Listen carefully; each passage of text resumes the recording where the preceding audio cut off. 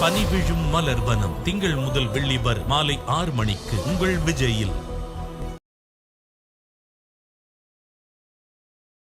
அவர் London போறாரு, அதனால இங்க யாராவது கட்சியை கவனிக்கணும்ல, அப்போ கட்சி தலைவர் மாற்றப்படுவார் அப்படின்லாம் சொல்லிட்டு இருக்காங்க. மாற்றப்படுவார்னு எந்த செய்தியும் இல்லை. ஏற்கனவே 6 மாத காலம் எல்லாம் மாநில தலைவர் இல்லாமல் கூட பாரதிய ஜனதா கட்சி பயணித்திருக்காரு. வேற எந்த கட்சியினுடைய அட்மினிஸ்ட்ரேட்டிவ் விஷயத்திலேயும் ஊடகங்கள் இவ்வளவு எட்டி பார்க்கறத நான் பார்க்கல. இல்ல அதிமுக பத்தியும் பேசுறோம், திமுக நடக்கக்கூடிய பிரச்சனை பத்தி பேசுறோம். இல்ல மக்களை சந்திக்கணும்னு வந்துட்டாரு, மக்களை போய் சந்திச்சு மக்களுடைய தேவை என்ன அப்படிங்கறத பத்தியில அவர் படிச்சுக்கணும். ஆக்ஸ்போர்ட் யூனிவர்சிட்டியில பொலிட்டிக்கல் சயின்ஸ் படிச்சுட்டு என்ன பண்ண போறாரு? சாரி டு சே திஸ், அறிவு இருக்கவங்க யாரும் அப்படி கேட்க மாட்டாங்க. நீங்க அப்படி கேட்குறீங்களா?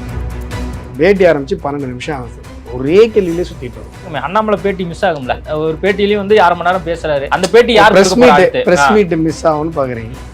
அடுத்து யார் நீங்க பண்ண போறீங்களா? யார் பண்ண போறா? என்னது பிரஸ் மீட் மக்கள் பிரச்சனையை பத்தி நீங்க யார் பேச போறான்னு நான் கேக்குறேன். அவர் ஆக்ஸ்போர்ட்ல லண்டன்ல இருக்கும்போது உங்களுக்கு இங்க டிஆர்பி எங்களுக்கு கிடைக்காம போயிடுமே. இல்ல, இங்க இருக்கக்கூடிய மூத்த தலைவனுடைய குடைச்சல் தாங்காம தான் ஒரு 6 மாசம் ரெஸ்ட் எடுக்கிறதுக்காக அங்க போயிட்டாரு. வைத்தறிச்சல்லாம் அவர் மேல உங்களுக்கு வைத்தறிச்சல்லாம் கூட்டிங்கன்னா நீங்க தனியா ஒரு வீடியோ போடுங்கன்றேன். ஏன் உங்க ஐபிசில விட மாட்டேன்றாங்களா? விஜய் அவர்கள் அந்த மாணவர் கடைசி வரைக்கும் கலாச்சாரத்துக்குள்ள வரவே மாட்டீங்கல்ல. அங்க செத்ததை பத்தி எல்லாம் உங்களுக்கு கவலை இல்லை. நானும் யோசிக்கிறேன், பேட்டி ஆரம்பிச்சு எவ்வளவு நேரம் எப்பதான் நீங்க கலாச்சாரத்துக்கு வருவீங்க?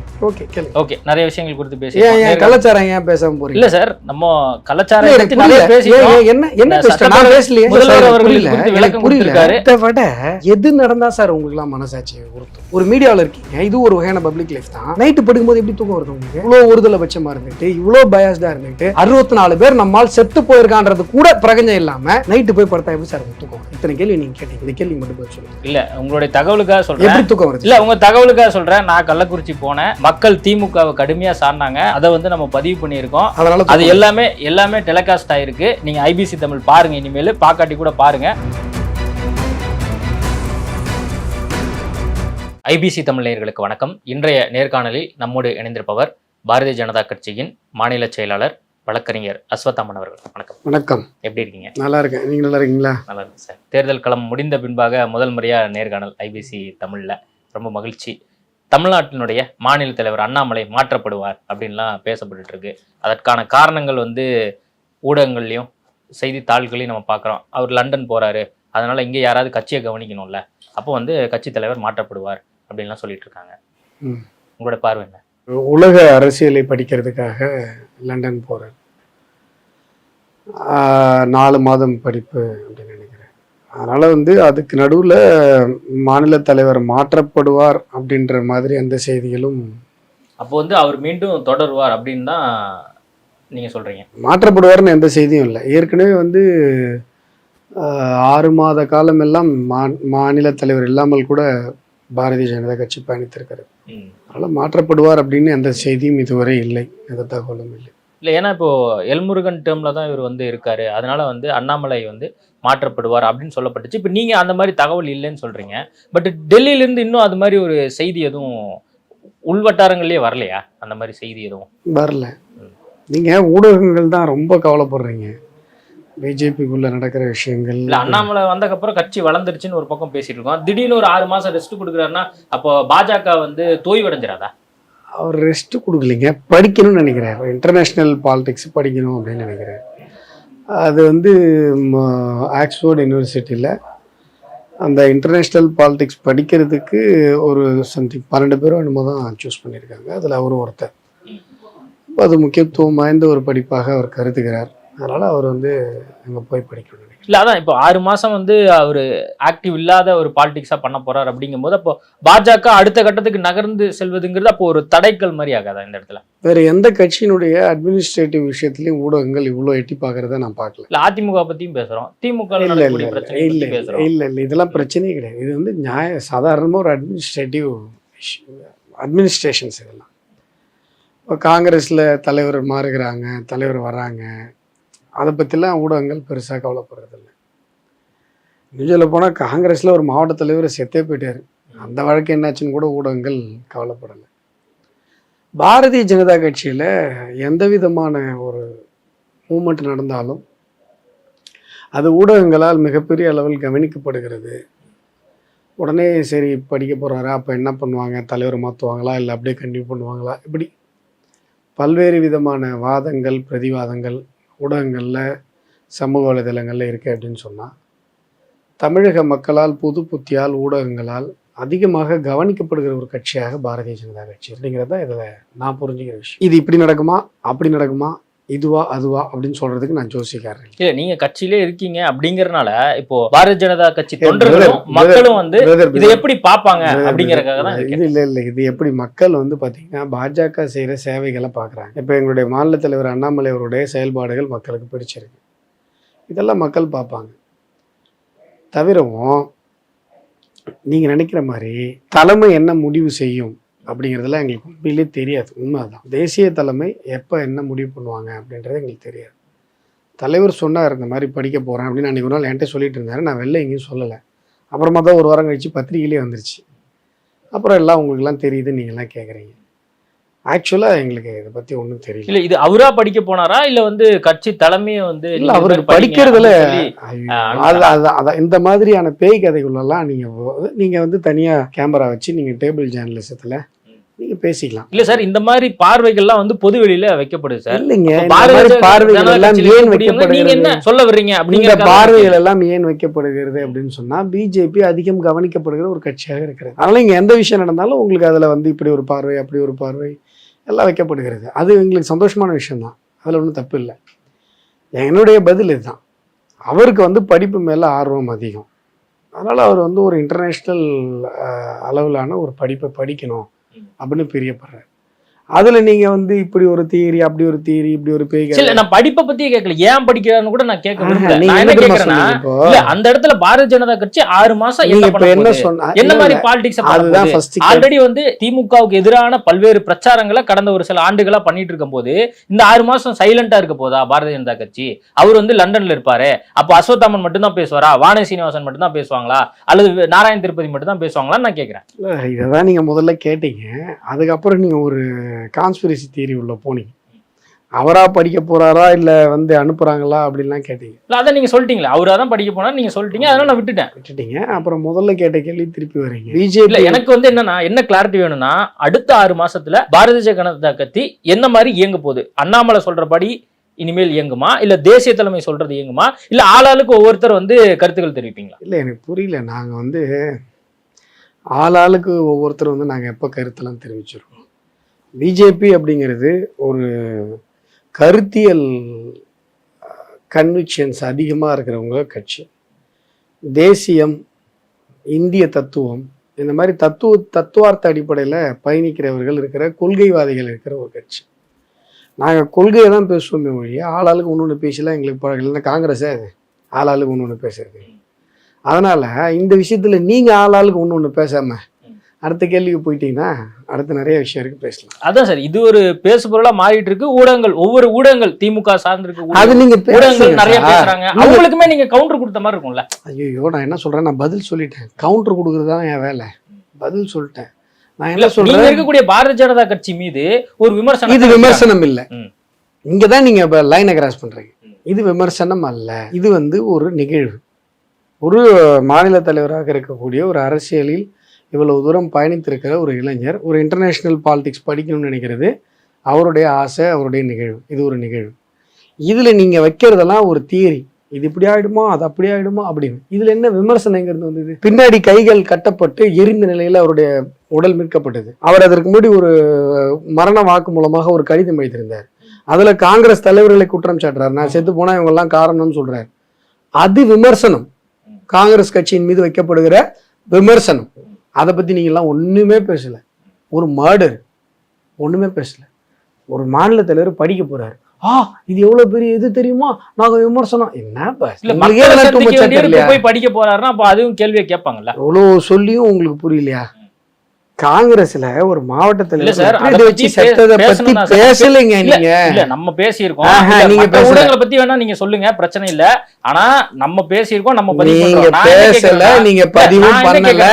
அண்ணாமலை வந்து சந்திப்பதற்கு பொதுவாக அவர் வந்து போய் படிக்க போறாருன்னா அதுக்கு ஒரு காரணம் இருக்கணும். அந்த காரணத்தை நீங்க விளக்கிட்டு இருக்கீங்க.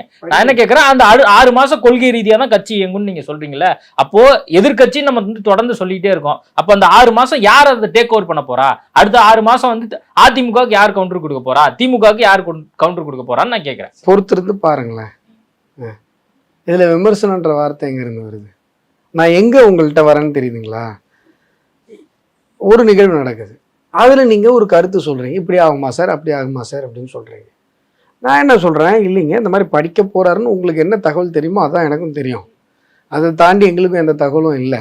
தலைவர் சொன்னார், இந்த மாதிரி ஒரு நாள் நான் என்கிட்ட பேசிகிட்டு இருக்கும்போது சொன்னார், இந்த மாதிரி போகிறேன், இப்போ போய் படிச்சுட்டு ஒரு 4 மாதம் படிச்சுட்டு வர போகிறேன் சொன்னார். அப்புறம் நான் அதை யார்ட்டையுமே ஷேர் பண்ணிக்கல. ஒரு வாரம் கழிச்சு பார்த்தா பத்திரிகையிலே வந்துருச்சு, இந்த மாதிரி அவர் வந்து போகிறாரு அப்படின்னு சொல்லி. ஏன்னா அது ஒரு ஆக்ஸ்போர்ட் யூனிவர்சிட்டி, பெரிய யூனிவர்சிட்டி, ஸோ தகவல்கள் தெரியும். இவ்வளோதான் இதில் விஷயம். இதை வந்து நீங்கள் விமர்சனன்ற டப்பாக்குள்ளெல்லாம் அடைக்க பார்ப்பீங்க அப்படின்னு சொல்லும்போது தான் எனக்கு என்ன வருது, கோவம். இல்லை ஆக்டிவ் பாலிட்டிக்ஸில் இருக்கிற திடீர்னு இப்படி போகும்போது பொதுவெளியில் இருக்க மீது விமர்சனம் குற்றச்சாட்டா இது வரும் தானே? நான் என்ன சொல்கிறேங்க, இது குற்றச்சாட்டு விமர்சனம்னு சொல்கிறது அறிவுக்கு ஒவ்வாத ஒரு வாதம் சொல்கிறேன் பிரதர். ஏன் சொல்றேன்னா, இதுக்கு முன்னாடி இந்த தலைவர்கள்லாம் இது மாதிரி ஆக்ஸ்போர்ட் யூனிவர்சிட்டி படிச்சுட்டு தான் போய் மக்களை சந்திச்சாங்களா அப்படிங்கிற கேள்விலாம் கேட்கறாங்க. இங்க பல பேர் படிச்சதுன்னா என்னன்னே தெரியாது பிரதர். இவர் படிக்கிற மாதிரி இருந்தா IPS IAS அது மாதிரி அடுத்தடுத்த லெவல் போயிருக்கலாம். இவர் மக்களை சந்திக்கணும்னு வந்துட்டாரு, மக்களை போய் சந்திச்சு மக்களுடைய தேவை என்ன அப்படிங்கறத பத்தி எல்லாம் அவர் படிச்சுக்கணும். ஆக்ஸ்போர்ட் யூனிவர்சிட்டியில பொலிட்டிக்கல் சயின்ஸ் படிச்சுட்டு என்ன பண்ண போறாரு அப்படின்லாம் கேக்குறாங்களே. அப்படின்னு யாரு கேக்குறது? பொது வெளியில கேட்க ஆரம்பிச்சிட்டாங்க. நான் பேர் சொல்ல விரும்புறேன். எல்லா கட்சி சேர்ந்த விமர்சனம் சாரி டு சே திஸ், அறிவு இருக்கவங்க யாரும் அப்படி கேட்க மாட்டாங்க. நீங்க அப்படி கேக்குறீங்களா? அவங்க கேட்கணும்னு நினைக்கிறத நான் கேட்கிறேன், அவ்வளவுதான். பதில் சொல்லிட்டேன் பிரதர். நீங்க பேட்டி ஆரம்பிச்சு 12 நிமிஷம் ஆகுது, ஒரே கேள்வியிலே சுத்திட்டு இருக்கோம். நான் பதில் சொல்றேன். இல்ல எனக்கு ஒரு கிளாரிட்டி இல்லாம இருக்கு. இப்ப நான் அந்த கிளாரிட்டியே தேவையில்லை. அடுத்த 6 மாசம் பாஜகவை யார் டேக் ஓவர் பண்ண போறா? உங்களுக்கு அந்த கிளாரிட்டியே தேவையில்லைன்றேன். எதுக்கு அந்த கிளாரிட்டி? பேட்டி எல்லாம் மிஸ் ஆகுமே. அண்ணாமலை பேட்டி மிஸ் ஆகும்ல. ஒரு பேட்டியிலயும் வந்து 1/2 மணி நேரம் பேசுறாரு. அந்த பேட்டி யார் பிரஸ் மீட் மிஸ் ஆகும்னு பாக்குறீங்க? Very good. நெக்ஸ்ட் அதான் கேக்குறேன் சார். அடுத்து யார், நீங்க பண்ண போறீங்களா, யார் பண்ண போறா? என்னதுங்க பிரஸ் மீட் மக்கள் பிரச்சனையை பத்தி நீங்க யார் பேச போறான்னு நான் கேக்குறேன். அவர் வந்து ஆக்ஸ்போர்ட்ல லண்டன்ல இருக்கும்போது உங்களுக்கு இங்க டிஆர்பி எங்களுக்கு கிடைக்காம போயிடுமே அப்படின்னு வருத்தப்படுறீங்க, அதானே பிரதர்? இல்ல மக்கள் பிரச்சனையை எடுத்து பேசணும்ல. பாரதிய ஜனதா கட்சியோட நிலைப்பாடு உண்மையை சொல்லிட்டீங்க. உங்களுக்கு டிஆர்பி எல்லாம் போயிடுமோ வருத்தப்படுறீங்க, வருத்தப்படுங்க. நெக்ஸ்ட் 40க்கு 40 கண்டிப்பா பாரதிய ஜனதா கட்சி வந்து இங்க கூட்டணியாக ஜெயிக்கும் அப்படின்னு பேசப்பட்டுச்சு. அதுக்கான ஒரு பனிஷ்மெண்டா தான் வந்து ஆக்ஸ்போர்ட் யூனிவர்சிட்டிக்கு பாரதிய ஜனதா கட்சி அனுப்பிச்சிருக்கு அப்படிங்கிற பார்வையும் வைக்கிறாங்க. நான் தான் சொல்றேங்க, ஒரு லீடரு, பலரும் இதெல்லாம் தான் சொல்றாங்க, ஒரு 3 வருஷத்துல தமிழகத்தில் இருக்கிற பட்டி தொட்டி எங்கும் அறியப்படுகிற ஒரு லீடராக ரொம்ப ஷார்ட் டைம்ல எமர்ஜ் ஆன ஒரு லீடர் அண்ணாமலை. இதை நான் ரொம்ப நாளாக சொல்லியிருக்கேன். இப்போ நிறைய பேர் சொல்றாங்க.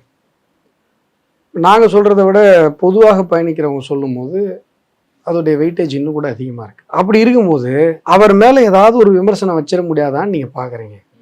அதனால் விமர்சனம் வைக்கிற கண்டென்ட்டே இல்லாமல் படிக்கிறது, இப்போ நீங்கள் இதை இப்படி பார்க்கல, ஆக்ஸ்போர்டில் நீங்கள் போயிட்டு இன்டர்நேஷ்னல் பாலிடிக்ஸ் படிச்சிட முடியுமா? நிச்சயம் முடியாது.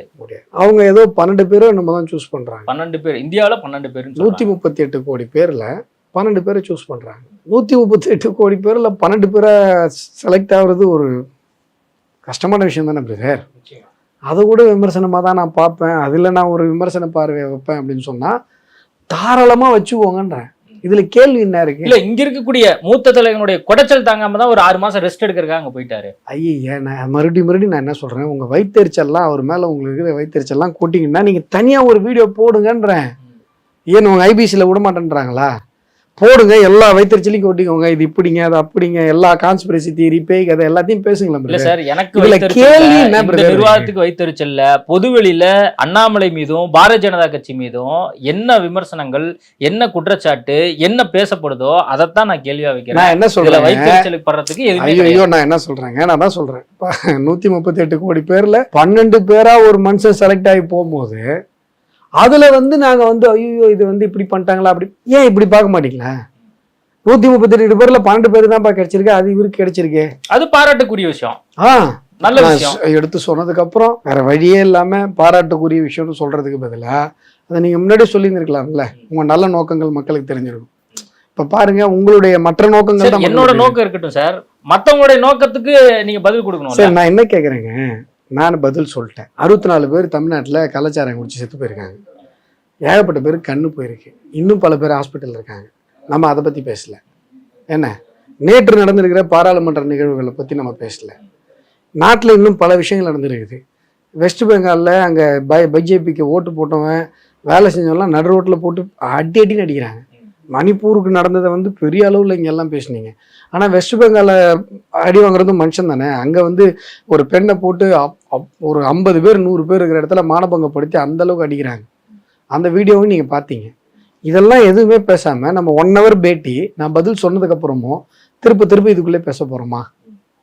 கொஞ்சம் கிளாரிஃபை பண்ணிட்டு அடுத்து போனீங்கன்னா ஓகே. அதான் அது எந்த அளவுக்கு மக்களுக்கு கிளாரிட்டி ஆயிருக்குங்கிறது இந்த பேட்டி மூலியமா அவங்களும் தெரிஞ்சுக்கிட்டோம். நேத்து அந்த பார்லிமெண்ட்ல நடந்த விஷயம், பிரதமர் மோடி வந்து தவறான கருத்தை வந்து பதிவு பண்றதா நேத்து நான் பார்த்தேன். ஏன்னா நீங்க அந்த அவர் பேசின விஷயத்த தமிழ்ல டிரான்ஸ்லேட் பண்ணி நீங்க வெளியிட்டனால ஒரு விஷயம். நேத்து வந்து ராகுல் காந்தி வந்து என்ன சொல்றாருன்னா, பாஜகவில் இருக்கக்கூடிய இந்துக்கள் எல்லாருமே வன்முறையை தூண்டுறாங்க அப்படின்னு வந்து அவர் சொல்றாரு. அதுக்கு பிரதமர் மோடி என்ன சொல்றாரு, இந்துக்களை தவறா பேசுறாரு, கலவரத்தை தூண்ட பாக்குறாரு, அப்படியே மாத்தி பேசுறாருல. இல்ல பிரதர், நீங்க இந்த மாதிரியான பரட்டல் திருப்பல் இதெல்லாம் வேற எங்கேயா வச்சுக்கணும். ராகுல் என்ன சொன்னாரு, இந்துக்கள் என்று சொல்லிக் கொள்பவர்கள் பாஜக இந்துக்கள். ராகுல் என்ன வெர்பாட்டம் பேசினாரோ அதைத்தான் நான் சொல்ல முடியும். உங்க இஷ்டத்துக்கு இன்டர்பிரிட்டேஷன் பண்ணணும்னா தனியா போய் வீடியோ போட்டுக்கோங்க. ஏன் முன்னாடி உட்காந்துக்கிட்டு உங்களுடைய பொய் திருப்பெல்லாம் என்கிட்ட கட்ட. 1.5 மணி நேரம் ராகுல் காந்தி பேசியிருக்காரு. அந்த 1.5 மணி நேரம் பேசினதையும் வெர்பாட்டிம் நீங்க பாத்தீங்க, நீங்க எப்படி பாத்தீங்க, என்ன பண்ணீங்கலாம் எனக்கு தெரியாது. நான் சொல்றது அவர் வெர்பாட்டிம் பேசின வார்த்தையை நான் சொல்றேன். இதுல வந்து நீங்க உங்க இஷ்டத்துக்கு திருப்புவீங்க அப்படின்னு சொன்னா அதுக்கு நாள் கிடையாது. அவர் சொன்னது இதுதான், இந்துக்கள் என்று சொல்லிக் கொள்ளுபவர்கள் வன்முறையை விரும்புபவர்களாகவும் வெறுப்பை விதைப்பவர்களாகவும் இருக்கிறார்கள். இது ராகுல் சொன்ன ஸ்டேட்மெண்ட். இப்போ ஒருவேளை பிஜேபியை சார்ந்த யாராவது ஒருத்தர் இஸ்லாமியர்கள் என்று சொல்லிக் கொள்ளுபவர்கள் தீவிரவாதத்தை விதைப்பவர்களாகவோ அல்ல இதே வார்த்தை வன்முறையை விதைப்பவர்களாகவோ வெறுப்பை விதைப்பவர்களாகவோ இருக்கிறார்கள்னு சொல்றா, நீங்கெல்லாம் என்ன கத்திருப்பீங்க, என்ன உருண்டிருப்பீங்க, என்ன புரண்டிருப்பீங்க, எந்தெந்த பாஷையெல்லாம் பேசியிருப்பீங்க. இந்த மாதிரியான ஒருதலை பட்சமான மனநிலையை விடுங்கன்னு தான் கேட்குறோம். இது அரசியலுக்கு அப்பாற்பட்டு இப்போ நீங்கள் இருக்கீங்கன்னா ஒரு தனி மனிதனாக உங்களுக்கு இருக்கிற மனசாட்சிக்கிட்ட அஸ்வத்தாமன் கேள்வி கேட்குறேன். இது ஒருவேளை இந்த பக்கத்துல இருந்து இஸ்லாமியர்களையோ கிறிஸ்தவ பெருமக்களையோ இந்த வார்த்தையை சொல்லி பேசியிருந்தால் நம்ம என்னென்ன டான்ஸ்லாம் போட்டிருப்போம். இப்ப ஏன் இப்படி போராடுறோம்? அப்ப நம்மெல்லாம் மனுஷங்க தானா? நமக்கு நடுநிலைமை என்று ஒன்று இருக்கிறதா? நமக்கு ஏன் வந்து ஒரு குறிப்பிட்ட சமூகத்தின் மீது இவ்வளவு வன்மம் அப்படின்னு நீங்க என்ன பண்ணணும்? உங்களுக்கு நீங்களே கேள்வி கேட்டது. ராகுல் காந்தி திரும்ப சொல்றாரு, நான் அதை மீன் பண்ணல அப்படிங்கிறதே அவர் சொல்றாரு. இப்படி வைங்க, இப்படி நான் சொல்றது அப்படியே கற்பனை பண்ணுங்க. ஜெய் பாலஸ்தீன் ஒரு எம்பி வந்து பதவி ஏற்றுட்டாரா? அவர் பேர் என்ன? ஓவைசி இருக்கிறார் சார். அவருக்கு எதிரில் இன்னொரு எம்பி பேசுறாரு. அவர் ஒரு இஸ்லாமியர். ஓவைசி ஒரு இஸ்லாமியர். ஓவைசி போன்ற இஸ்லாமியர்களைத்தான் நான் சொல்லுகிறேன் அப்படின்னு சொல்லிட்டு இஸ்லாமியர்கள் என்று சொல்லிக் கொள்ளுபவர்கள் தீவிரவாதிகளாக இருக்கிறார்கள், வெடிகுண்டு வைக்கிறார்கள், வன்முறையை விதைக்கிறார்கள், வெறுப்பு பேசுகிறார்கள் அப்படின்னு சொல்லியிருந்தா நீங்க எந்த பாஷையில கத்திருப்பீங்க? மனசாட்சி தொட்டு பதில் சொல்லுங்க, சமாளிக்காதீங்க. அது தப்புன்னு சொல்லியிருப்பீங்களா? சொல்லியிருப்போம்ல. சாதாரணமா சொல்லியிருக்க மாட்டீங்க. அப்படியே வானத்துக்கும் பூமிக்கும் கடந்து குதிச்சு ஐயோயோ இஸ்லாமியர்களை சொல்லிட்டாங்க, ஐயோயோ இஸ்லாமியர்களை சொல்லிட்டாங்கன்னு கதறி இருப்பீங்க. அப்ப இந்துக்களை சொன்னா மட்டும் இன்டலெக்சுவல் மோடுக்கு போயிடுறீங்க. இந்துக்களை சொன்னா அம்பியா மாறிடுறீங்க. இஸ்லாமியர்களை இந்துக்களை யாராவது அருவருப்பாக அசிங்கமா அவதூறு பண்ற விதத்துல பேசினா உடனே உங்களுக்கு அப்படியே இது வந்து அப்படிலாம் நம்ம எடுத்துக்கூடாது சார். இப்ப இதே மாதிரிதான் உதயநிதி பேசினார். சனாதனத்தை எய்ட்ஸு கொசு இப்படிலாம் சொன்னார். உடனே இங்க இருக்கிற அறிவுஜீவிகள்லாம் நீங்க என்ன சொன்னீங்க சார்? சனாதனன்ற வார்த்தைக்கு தமிழ்நாட்டில் ஒரு அர்த்தம் சார், டெல்லியில ஒரு அர்த்தம் சார் அப்படின்னு சொல்றீங்க. இப்ப நான் சொல்லவா, உதயநிதிங்கிற வார்த்தைக்கு தமிழ்நாட்டில் தான் சார் மனுஷன் அர்த்தம், டெல்லியில வேற அர்த்தம் சொல்லட்டுமா நானு? அது எப்படி சார் அது? அப்ப என்னன்னா உங்க இன்டெலெக்சுவல் எப்படி வேலை செய்து பாருங்க. இஸ்லாமியர்கள் அப்படி அந்த வார்த்தையை சொல்லும் போது கூட உங்களால் ஏற்றுக்க முடியல. சார் தப்பு சார். அதே வார்த்தையை தானே சார் இந்துக்களுக்கு இவர் சொல்லியிருக்காரு. அது தப்பு இல்லையா சார்? இல்ல அவர் தன்னை இந்துன்ல சொல்லிட்டு இருக்காரு ராகுல் காந்தி. ஏங்க எவன் வேணா என்ன வேணா சொல்லிட்டு போறாங்க. ஏங்க இது வந்து ரொம்ப காட்டி என்னென்ன ஒரு விஷயத்த இங்கதான் நீங்க வந்து உங்களை மாதிரி மதவாதிகளுக்கு தான் இந்த மாதிரி எல்லாம் விஷயங்கள்லாம் புரிஞ்சு தொலைய மாட்டேங்குது. அவர் இந்துன்னு சொல்லிட்டா எங்களுக்கு என்ன, இல்ல வேற ஏதாவது சொல்லிட்டா எங்களுக்கு எனக்கு என்ன சார்? நீங்க நல்லா புரிஞ்சுக்கோங்க, இந்துத்துவவாதிகளை பொறுத்தவரை, இந்திய தத்துவவாதிகளை பொறுத்தவரை, நீங்க இந்துவா இல்ல கிறிஸ்டினா இல்ல முஸ்லீமா இல்ல சீக்கா இல்ல வந்து என்னன்றதெல்லாம் எங்களுக்கு கவலை இல்லை சார். நீங்க இந்துவா இல்லையான்றதை பத்தி நாங்க என்னைக்குமே கவலைப்பட்டதில்லை. நீங்க வந்து ஆன்டி ஹிந்துவா இருக்கீங்களா, உங்களுடைய மனநிலை இந்து விரோத மனநிலையில நீங்க இருக்கீங்களா, இவ்வளவுதான் சார் கேள்வி. இப்போ அப்துல் கலாம் ஐயா இருக்காரு, அவர் வந்து இந்துக்களுக்கு எதிரான ஒரு மனநிலையில இல்லாத ஒரு இஸ்லாமிய பெருமகன். அவரை நாங்க தூக்கி வச்சு கொண்டாடுறோம், அவரை நாங்க தான் ஜனாதிபதி ஆக்கணும். நீங்க தான் அந்த மாதிரிலாம் மதவெறி பிடிச்சி போய் அலையிறீங்க, இவன் இந்துவா இவன் கிறிஸ்டினா இதுவா அதுவா. எங்களுக்கு அதெல்லாம் இல்லை. நீங்க எந்த மதமா வேணா இருந்துட்டு போங்க, மதமற்றவர்களா இருந்துட்டு போங்க, உங்களுடைய கொள்கை என்ன வேணா இருந்துட்டு போட்டோம், ஒரு குறிப்பிட்ட ஒரு கூட்டத்தின் மீது உங்களுடைய வன்மத்தை நீங்க உமிழாதீங்கன்னு சொல்றேன். அவ்வளவுதான் சார். இப்ப நீங்க இருக்கீங்க சார், நீங்க இந்து, நீங்க பை பிராக்டிஸ் இந்துன்னு நினைக்கிறேன். நீங்க ஒரு கிறிஸ்தவரா இருந்தாலோ இல்ல இஸ்லாமியரா இருந்தாலோ இந்துவா இருந்தாலோ என்னுடைய இந்த பார்வை மாற போறது இல்லை. உங்க வெஞ்சன்ஸை நான் அட்ரஸ் பண்ணிட்டு தான் இருக்கேன். நீங்க ராகுல் இந்துன்னு சொல்றாரு, நீங்களும் தான் இந்துன்னு சொல்லிக்கிறீங்க. நான் ஏன் உங்களை இப்போ வந்து இவ்வளோ கடுமையாக நான் ஏன் பேசுகிறேன் சார்? ஒரு குறிப்பிட்ட ஒரு கூட்டத்தின் மீது வெஞ்சன்ஸாக இருக்காதீங்க சார் சொல்கிறேன் சார். இது தப்புன்றேன். இது வந்து மனித குலத்திற்கே எதிரான சிந்தனைங்கிறேன். இது வந்து அயோக்கியத்தனமான ஒரு சிந்தனைங்கிறேன். இது வந்து அயோக்கியத்தனமான ஒரு வாதம்ங்கிறேன். இந்துக்கள் மேற்கு வங்கத்தில் அடிச்சு சித்திரவதை பண்ணப்பட்டா கூட எனக்கு அங்கே வந்து ஒன்றுமே தோணாது, சாவுட்டுங்க அவங்கெல்லாம் அப்படின்னு உங்களுக்குள்ள ஒரு வக்கரம் இருக்கு அப்படின்னு சொன்னா அந்த வக்கரம் போக்கப்பட வேண்டும் அப்படின்னு சொல்றேன். இந்துன்னு சொன்னா எரியுதுன்னு சொல்லி திமுக காரங்க இருக்கிற மேடையில ஒருத்தவங்க பேசுறாங்க, எல்லாம் கேட்டு கை தட்டி ரசிக்கிறாங்கன்னு சொன்னா உனக்கு எரியிறது தப்புங்கிற. இங்க மகாராஷ்டிராவில் ஒரு இந்து சாது ஞாபகம் இருக்கா, சில பல வருடங்களுக்கு முன்பாக கிறிஸ்தவர்கள் அதிகமாயிட்டாங்க அந்த இடத்துல. அவருடைய குருவுடைய சமாதிக்காக அவர் வந்து ஏதோ ஒரு விஷயம் பண்ண போறாரு. மாப் லிஞ்சிங் அடிச்சு கொள்றாங்க, காவல்துறையை கொண்டு போய் அந்த கொலகார கூட்டத்திட்ட விடுது. அவர் கையெடுத்து கும்புறாரு, சிரிக்கிறாரு அவங்கள பார்த்து, நான் என்னையா பண்ண, என்னையே அடிக்கிறீங்க, என்னையே கொள்றீங்க. வெறும் மதவெறி காரணமாக அந்த மனிதன் அங்கே கொல்லப்படுறாரு. அதை பார்த்துட்டு எனக்கு எதுவுமே தோணாது அப்படின்னு சொன்னா உங்களுடைய வக்கரம், உங்களுடைய வன்மம், உங்களுடைய ஒரு இந்துக்கள் மீதான உங்களுடைய வன்மம் அழிக்கப்பட வேண்டும் நான் சொல்றேன். இது இஸ்லாமியர்களுக்கோ கிறிஸ்தவர்களுக்கோ எதிரானது கிடையாது, ஆனால் இந்துக்களுக்கு ஆதரவானது. நீங்க காரணம் இல்லாமல் இஸ்லாமிய பெருமக்கள் மீதோ அல்லது கிறிஸ்தவ பெருமக்கள் மீதோ கூட இப்படி வெறுப்பை காட்டினாலும் பாஜக அதை பேசுவான். ஆனா இந்துக்கள் மீதான வெறுப்பு என்பது இங்க அரசியலாகவே கட்டமைக்கப்பட்டிருக்கிறது. இந்து மதம், அதே மாதிரி இந்துக்களை யாராவது தவறா பேசிட்டா அது தவறு அப்படின்லாம் நீங்க சொல்லிட்டே இருக்கீங்க. இப்போ உத்தரப்பிரதேசல அயோத்தியில ராமர் கோயில் வந்து கட்டப்பட்டுச்சு, பிராண பிரதிஷ்டை எல்லாம் செஞ்சாங்க. ஆனா அங்க பாஜக தூக்குது. அப்போ இந்த இடத்துல இந்து மக்களே வந்து உங்களை சரி, நாங்க இப்ப அங்க அயோத்தியில ஜெயிக்கிறதுக்காக ராமர் கோயில் கட்டணும் உங்களுக்கு யார் சொன்னா? யார் சார் சொன்னா? அதுக்குள்ள அப்புறம் உங்களுடைய சார் உங்களுடைய எலெக்ஷன் வருது, ஒரு 2 மாசம் உங்களுடைய அதுதான் சொல்றேன். உங்களுடைய என்ன சொல்றது, உங்களுடைய சிந்தனை அவ்வளவு கீழ்த்தரமா இருக்கு. நாங்க அயோத்தியில ராமர் கோயில் கட்டுவோம் எத்தனை தடவை எத்தனை எலெக்ஷனா சொல்லிட்டு இருக்கோம், தொடர்ந்து சொல்லிட்டே 2 MP நாங்க வச்சிருந்தோம் சொல்லியிருந்தோம். கொஞ்சம் கேளுங்க பிரதர், கொஞ்சம் கேளுங்க பிரதர், கொஞ்சம் கேளுங்க பிரதர், கொஞ்சம் கேளுங்க பிரதர். 2 MP வச்சிருக்கும் போது நாங்க சொன்னோம் அயோத்தியில ராமர் கோயில் கட்டுறோம்னு நாங்க சொல்றதுனால எங்களுக்கு ஓட்டு விழாதப்பையும் நாங்க இதை சொல்லிட்டு தான் இருந்தோம். சரிதானே? இது கொள்கை, இது காங்கிரஸ் கிடையாது. சீக்குங்கள்லாம் அடிச்சு 10 பல்லாயிரக்கணக்கில் கொண்டுட்டு அங்கே போயிட்டு நாங்கள் வந்து இப்போ ஒரு நாடகம் போடுறது, இல்லை வந்து ஈழத்தமிழர்களை 1.5 லட்சம் பேரை கொண்டுட்டு நீங்கள் தமிழ்நாட்டுக்குள்ளே நுழைய முடியாது. யார் இவர் கண்ணாடி பார்த்து சொல்ல வேண்டியதெல்லாம் எங்களை பார்த்து சொல்லிட்டு இருக்காரு. தமிழ்நாட்டை பற்றியும் சீக்கியர்களை பற்றியும் பேசுறது காங்கிரஸுக்கு என்னங்க இருக்கு? இந்த 2 இனத்தையும் கொன்று குவிச்சவங்க காங்கிரஸ். ஒவ்வொரு தரையும் ஒரு மாதிரி உருட்டுவீங்க. உங்க ஆட்சியில் நீங்க ஒரு கணக்கெடுப்பு எடுப்பீங்க, ஜாதிவாரி கணக்கெடுப்பு வெளியிட மாட்டீங்க. இப்போ வந்து ஜாதிவாரி கணக்கெடுப்பு, ரிசர்வேஷனுக்கு உங்களுக்கு 7ஆம் பொருத்தம், ரிசர்வேஷனுக்கும் உங்களுக்கு சம்பந்தமே கிடையாது. இந்த தேசத்துல ரிசர்வேஷன் அப்படின்னு ஒரு விஷயம் அண்ணல் அம்பேத்கரால SC STக்கு கொடுக்கப்பட்டது. OBC ரிசர்வேஷன் காக்க கலைஞர் கமிட்டி போடப்பட்டது. அவர் கொடுத்த ரெக்கமெண்டேஷனை தூக்கி குப்பத்தொட்டில் போட்டது காங்கிரஸ். அதற்கு பிறகு காங்கிரஸ் இருந்த டைம்ல எப்பயுமே உங்களுக்கு ரிசர்வேஷன் பத்தி, OBC ரிசர்வேஷன் பத்தி பேச்சு எடுக்கவே இல்லை. மொராய் தேசாய், காங்கிரஸ் அல்லாத பாஜக ஆதரவு பெற்ற மொராய் தேசாய் வரும்போது தான் மண்டல் கமிஷன் அமைக்கப்பட்டது. அதற்கு அப்புறம் மறுபடியும் காங்கிரஸ் வந்துச்சு, 10 வருஷம் மறுபடியும் கிடப்பில் போடப்பட்டது. திரும்பி VP சிங் வந்தார், எங்களுடைய ஆதரவு பெற்றவர். அவர் வந்ததுக்கு அப்புறம் தான் மறுபடியும் மண்டல் கமிஷன் நிறைவேற்றப்பட்டது. இப்படி ரிசர்வேஷனுக்கு டோட்டலாக எதிராக இருப்பீங்க, ஆனால் ரிசர்வேஷனுக்கு ஆதரவாக பேசுவீங்க. உங்களை மாதிரி மாற்றி மாற்றி பேசுகிற ஆள் இல்லை சார் பிஜேபி. நாங்கள் ஆரம்பத்துலேருந்து எங்கள் ஸ்டாண்டு ராமர் கோயில் கட்டுவோம். அது அங்கே இருக்கிற எம்பி கான்ஸ்டிடுவன்சி ஜெயிக்கிறதுக்காக கிடையாது.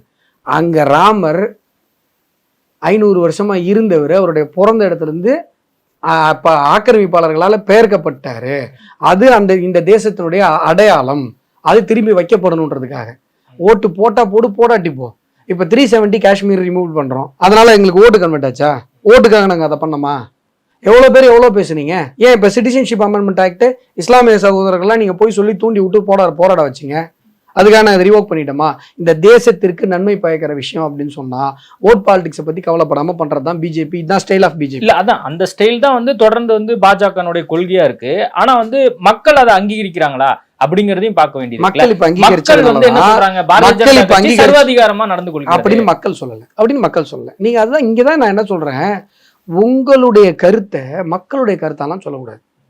இப்ப என்ன 8 கோடி பேர் உங்களை தேர்ந்தெடுத்து நீங்க என்ன சிஎம் உட்காந்துறீங்களா? அவங்களே சொல்றதுக்கு உரிமை இல்லை சார். மக்கள் கருத்து மக்கள் தான் சொல்லணும், நீங்க சொல்லக்கூடாது. மக்கள் தான் உதாரணத்துக்கு இப்ப மக்கள் தொகுதியில பிரதமர் மோடி போட்டிட்டு இருந்தா கண்டிப்பா தோத்துருப்பாரு. அது அங்க இருக்கக்கூடிய நிர்வாகிகளாவே சொல்லப்பட்டுச்சு. அதன் காரணமாக திருவண்ணாமலையில அப்படிங்கறது ராகுல் காந்தி நேத்து பேசினார்ல. இல்ல நான் என்ன கேக்குறேன் சார், இந்த மாதிரி பேச்செல்லாம் எப்படிங்க பேசுறீங்க? இது என்னங்க லாஜிக்? அரசியல்ல எல்கேஜி பாப்பா கூட இப்படிலாம் பேசாதுங்க. நீங்க இந்தியாவே ஆண்ட ஒரு கட்சி, உங்களுக்குன்னு இருக்கிறது ராய்பரேலி, அமேதி, வயநாடு 3 தொகுதி தான்.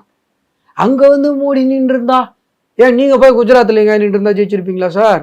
குஜராத் ஜெயிக்க போறாங்களா இந்தியா கூட்டணி? அதான் சார் நான் என்ன சொல்றேன், இதெல்லாம் நீங்க கனவுல பேசுங்க சார். என்ன வேணா கனவு காணுகிற உரிமை, பிதற்றுகிற உரிமை, உளர்ற உரிமை கூட இந்த தேசத்துல எல்லாருக்கும் இருக்கு. என்ன வேணா உளருங்க, யாரும் உங்களை தடுக்க போறா?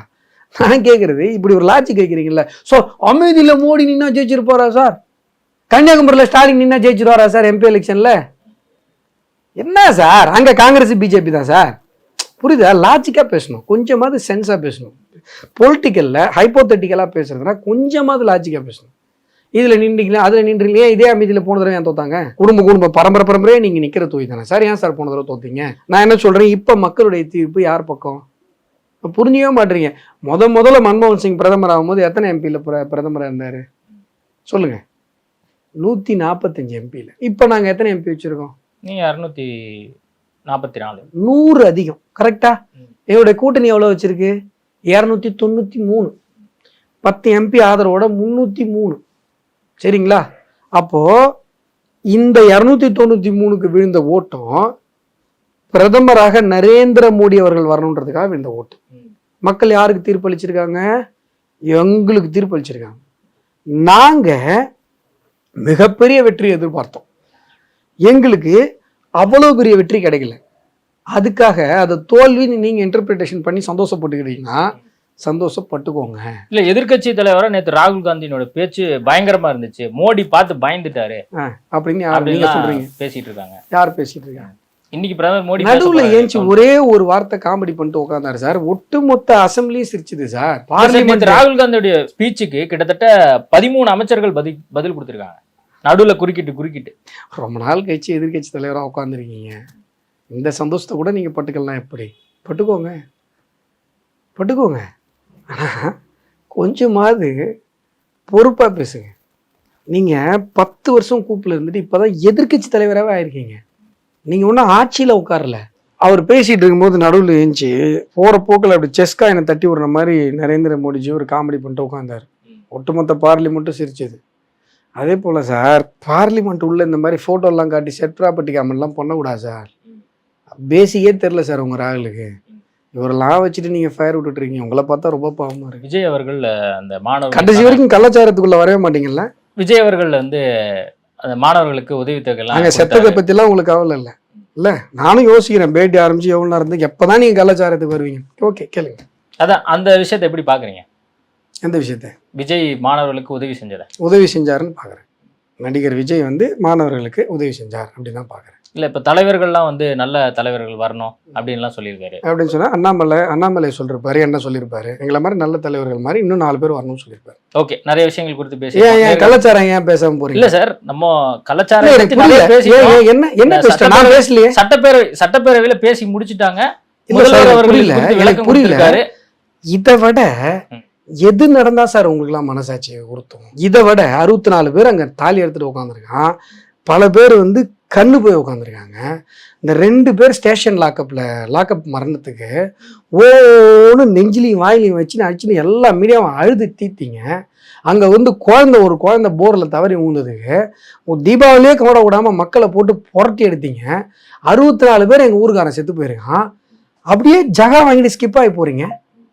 எப்போ தான் உங்களுக்கு மனசாட்சி ஆன் பண்ணுவீங்க? எப்போ தான் உங்களுக்கு எப்படி சார் நைட்டில் தூக்கம் வருது? ஒரு மீடியாவில் இருக்கீங்க, இது ஒரு வகையான பப்ளிக் லைஃப் தான்.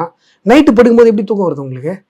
இவ்வளோ ஒருதலை பட்சமாக இருந்துக்கிட்டு, இவ்வளோ பயாஸ்டாக இருந்துக்கிட்டு, 64 பேர் நம்மால் செத்து போயிருக்கான்றது கூட பிரகஞ்சம் இல்லாமல் நைட்டு போய் படுத்தா எப்படி சார் உங்களுக்கு தூக்கம் வருது? இத்தனை கேள்வி நீங்கள் கேட்டீங்க. இந்த கேள்விக்கு மட்டும் பதில் சொல்லுங்க. இல்ல, உங்களுடைய தகவலுக்காக சொல்றேன். எப்படி தூக்கம் வருது? இல்ல, உங்க தகவலுக்காக சொல்றேன். நான் கள்ளக்குறிச்சி போனேன். மக்கள் திமுகவை கடுமையா சார்ந்தாங்க. அதை வந்து நம்ம பதிவு பண்ணியிருக்கோம். அது எல்லாமே டெலிகாஸ்ட் ஆயிருக்கு. நீங்க ஐபிசி தமிழ் பாருங்க, இனிமேல் பாக்காட்டி கூட பாருங்க. பட் வந்து நீங்க சொல்றீங்க இல்லையா, எனக்கு வந்து தனிப்பட்ட முறையில அது வருத்தம் வருது. தனிப்பட்ட முறையில வருத்தம் உண்டுதான்.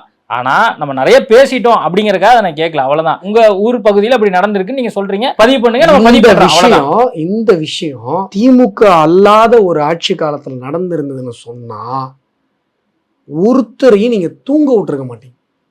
தமிழகத்தில் இருக்கிற எல்லா வீடுகளையும் இழவு வீடா மாத்திருப்பீங்க. இந்த விஷயம் இப்போ மணிப்பூர்ல நடந்திருந்ததுன்னா, இந்த விஷயம் இப்போ குஜராத்ல எங்கேயாவது நடந்திருந்ததுன்னா எந்தெந்த பாஷையில கத்திருப்பீங்க தெரியுங்களா? நாங்கெல்லாம் எதுக்கு அழுவணும், எதுக்கு சிரிக்கணும், எதுக்கு எமோஷன் ஆகணும், எதுக்கு நாங்க கோவப்படணும் நீங்க முடிவு பண்றீங்க. நாங்க எதுக்கு கோவப்படணுமோ அதுக்கு நாங்க கோவப்பட்டுக்கிறோம், எதுக்கு நாங்க அழுகணுமோ அதுக்கு அழுதுக்கிறோம். இனிமே அதை நீங்க முடிவு பண்ணாதீங்க. அது போதும். நன்றி. நன்றி. பனி விழும் மலர் வனம் திங்கள் முதல் வெள்ளி வரை மாலை 6 மணிக்கு உங்கள் விஜயில்.